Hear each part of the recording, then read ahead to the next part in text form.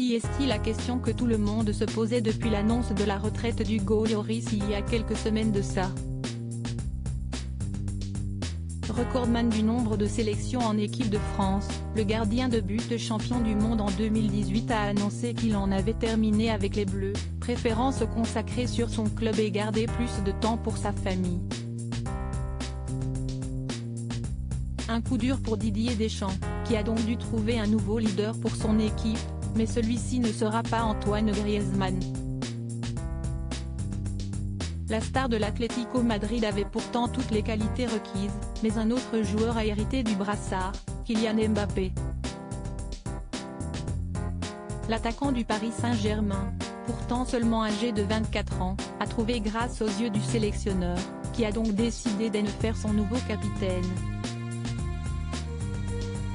Véritable star mondiale, auteur d'un triplé en finale de Coupe du Monde et considéré comme l'un des meilleurs joueurs de la planète, Kylian Mbappé semble réunir toutes les caractéristiques pour remplir ce rôle. Pourtant, deux célèbres journalistes présents sur le plateau de C'est à vous ce mardi 21 mars ont tenu à tempérer l'enthousiasme général.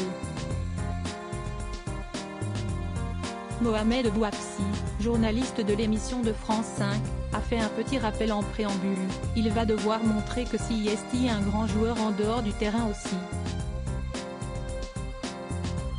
Pendant des années, on a critiqué Mbappé pour son comportement individualiste. Il a ensuite poursuivi en évoquant l'image que Kylian Mbappé a pu avoir dans un passé pas si lointain. Pendant des années, on a critiqué Mbappé pour son comportement individualiste, on a souvent dit que c'était un gamin pour y gâter, poursuit Mohamed Bouafsi, avant qu'un autre journaliste bien connu et présent sur le plateau n'intervienne à son tour. Daniel Riolo, venu parler du nouveau capitaine, ajoute: oui, il agace, en parlant du nouveau chouchou du football français.